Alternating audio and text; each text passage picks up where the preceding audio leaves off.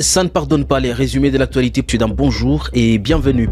Des combats violents sont signalés encore dans les territoires des Lubero. L'armée en offensive a réussi à récupérer Luofu et tenté de récupérer Kasséé. Nous allons en parler dans l'actualité du jour. Et puis, la peine de mort sera désormais exécutée en République démocratique du Congo. L'annonce est du ministre de la Justice que vous suivrez dans l'actualité du jour. Messieurs, dames, vous êtes nouveau sur Kivu Morning Post, n'oubliez pas surtout de vous abonner et on va se retrouver dans la deuxième partie de cette vidéo.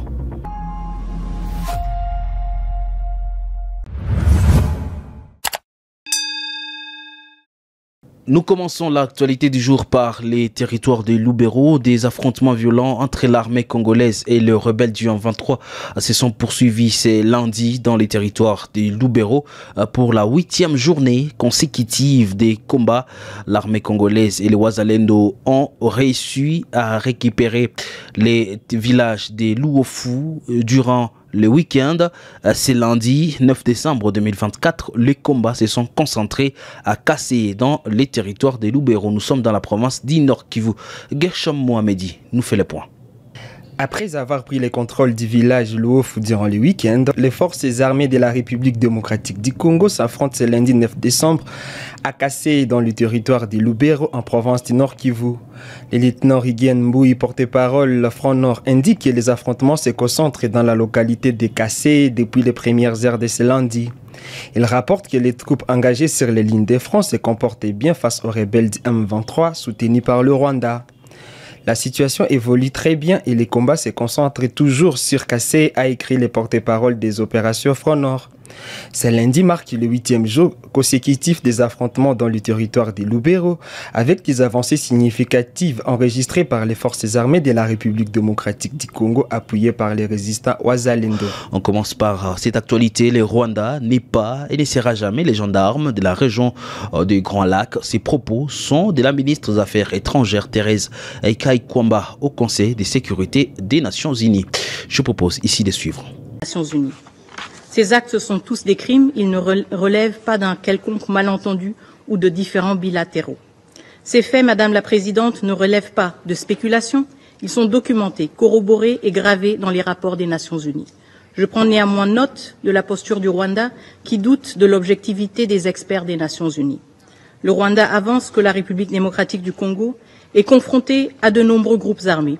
Et oui, c'est un fait. Mais cet aveu de la complexité de notre contexte sécuritaire ne saurait servir de justification à ses propres violations de notre souveraineté.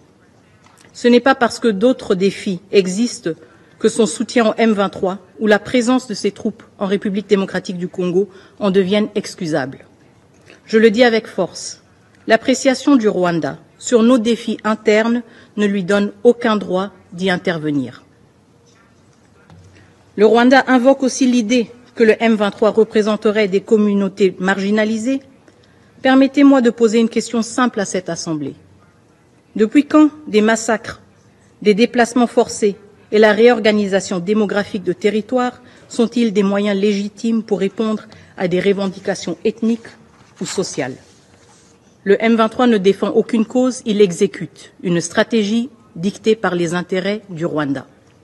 Le groupe d'experts l'a démontré, il ne s'agit pas de défendre des minorités, mais de contrôler des ressources et d'affaiblir la souveraineté de la République démocratique du Congo. Enfin, le Rwanda prétend que les mesures qu'il qualifie de défensives seraient légitimées par des propos tenus par des responsables congolais. Je rejette fermement cette allégation. Aucun propos quelconque ne peut justifier les massacres de civils, les pillages de ressources ou l'occupation de territoires. Rien.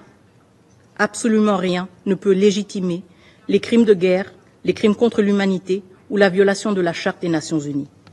Détrompez-vous, Monsieur le représentant. Le Rwanda n'est pas et ne sera jamais le gendarme de la région des Grands Lacs. Si le Rwanda souhaite prouver sa crédibilité en tant qu'acteur de paix, qu'il commence par honorer ses engagements dans le processus de Luanda. 34 jours plus tard, nous attendons toujours vos experts. Et ils arrivent seulement après insistance de la part de la République démocratique du Congo et du médiateur. La République démocratique du Congo reste fermement engagée dans le processus de Luanda, convaincue qu'il constitue la voie la plus prometteuse vers une résolution durable du conflit. Tout au long de ce processus, notre posture a été constante, constructive, respectueuse des engagements pris et résolue à œuvrer pour la paix. Ce Conseil a un rôle central à jouer pour garantir que toutes les parties respectent leurs obligations et contribuent à cet objectif commun. Madame la Présidente, Mesdames et Messieurs, le peuple congolais, dans toutes ses composantes, aspire à la paix et à la stabilité. Ces aspirations légitimes ne sauraient être réduites au silence par des stratégies de division et de domination. Mon pays est résolu à protéger ses citoyens, à préserver son intégrité territoriale et à bâtir un avenir où la souveraineté des États est respectée et non manipulée. Nous ne demandons pas de faveur, nous exigeons que le droit international soit respecté, que la souveraineté de la République démocratique du Congo soit protégée et que les responsabilités des actes commis soient pleinement assumées. Et puis, on qui voulait gouverneur militaire ad interim, le général-major Peter Chirimwami Nkuba a annoncé des mesures strictes pour renforcer la sécurité lors des festivités de fin d'année. Dans un communiqué publié ce mardi 10 décembre, il interdit toute présence non autorisée d'hommes en uniforme dans les villes, lieux publics, restaurants et les débits de boissons. Une décision qui vise à garantir la tranquillité de la population durant cette période. Les lieutenants-colonels Njike et Kaiko, porte-parole militaire, en parlent. Afin de permettre aux forces de défense et de sécurité de jouer pleinement leur rôle dans le cadre de la sécurisation de la population en province du Nord Kivu pendant ces périodes de festivités, à savoir la Nativité de Christ, la Saint-Sylvestre et le Nouvel An 2025, Son Excellence, Monsieur le gouverneur militaire ad intérim de la province du Nord Kivu, le général-major Chirimwami Nkuba Peter, appelle tout le commandant des unités FARDC et PNC, ainsi que les responsables des volontaires pour la défense de la patrie, VDP en sigle, à bien devoir tenir à l'œil les hommes sous leur commandement respectif. Pour ce faire, l'autorité provinciale interdit toute présence d'hommes en uniforme ainsi qu'en armes sans autorisation dans les villes, au milieu public, dans les débits de boissons et restaurants. L'application de cette mesure ne doit souffrir d'aucune faille. Les récalcitrants seront déférés devant la justice militaire. Mesdames et messieurs, bonjour, bienvenue à suivre cette actualité sur Kivu Morning Post TV. Voici les principaux titres. Des combats se sont poursuivis ce mercredi dans les territoires de Lubero entre les FARDC appuyés par les Wazalendo et les rebelles du M23. Pendant ce temps, le chef de l'État devant le Congrès a salué la bravoure de ses combattants Wazalendo. Et puis la répression du 30 août 2023 à Goma contre les membres de la secte Wazalendo pourrait constituer des crimes contre l'humanité. L'Amnesty International, qui exige une enquête, indexe l'ex-gouverneur du Nord Kivu, le lieutenant-général Constant Ndima. De plus, bonjour et bienvenue au détail dans cette actualité sur Kivu Morning Post. Les affrontements se sont poursuivis ce mercredi 11 décembre dans les localités de Kassehe en territoire de Lubero entre les forces armées de la République démocratique du Congo appuyées par les Wazalendo et les rebelles du M23 soutenus par le Rwanda. Le porte-parole des opérations Front Nord, le lieutenant Regen Namboui, renseigne que cette entité constitue les derniers verrous pour les rebelles qui, en cas de perte, seront obligés de replier à Kirumba, voire à Kanyabayonga. Les affrontements continuent, le combat continue. Cette fois-ci, nous sommes toujours au niveau des Kassehe. C'est là où les affrontements continuent. Donc, ils représentent comme les derniers verrous pour les M23 parce qu'il sait que s'ils ratent les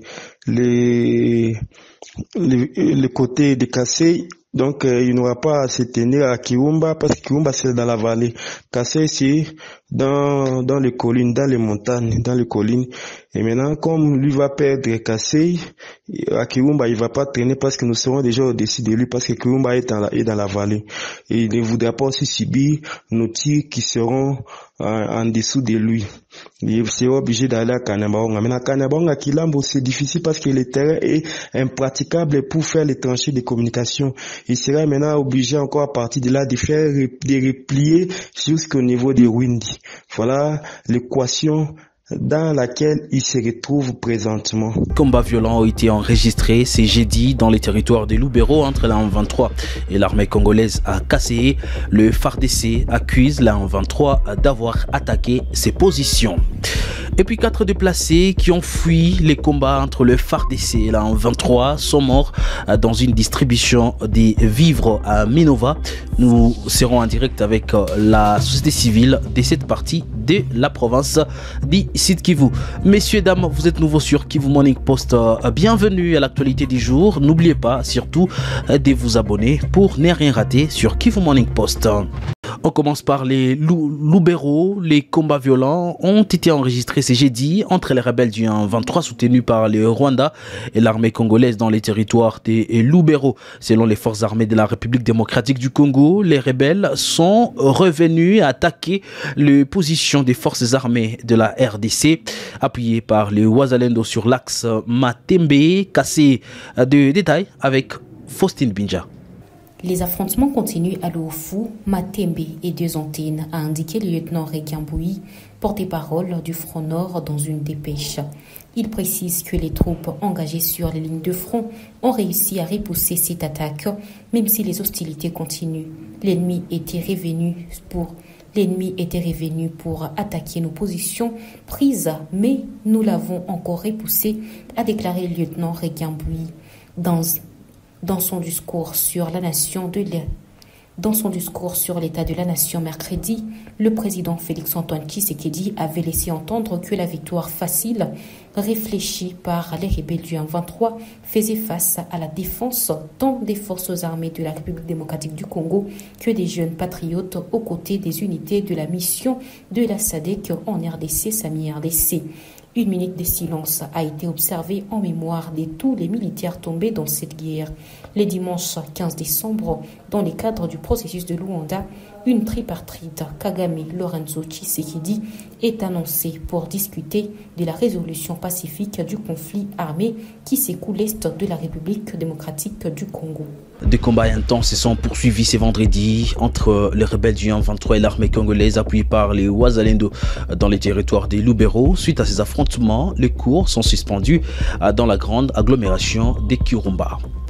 Et puis une femme a été assassinée et sa fille blessée par balle la nuit du jeudi à ce vendredi à Kanyoro.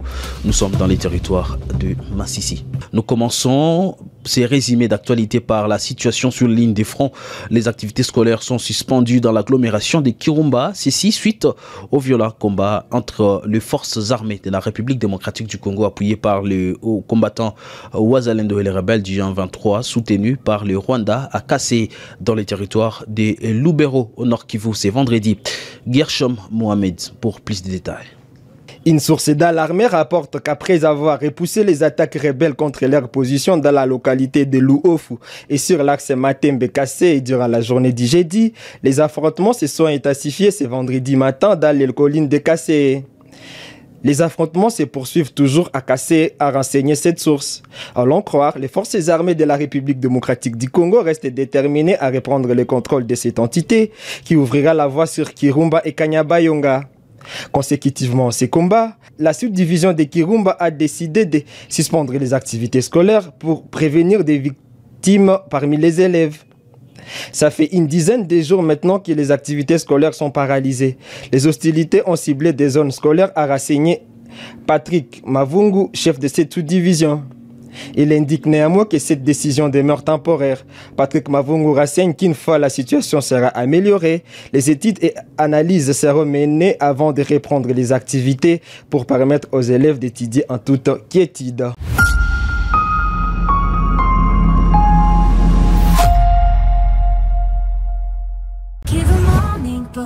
Information pour éclairer et changer les choses.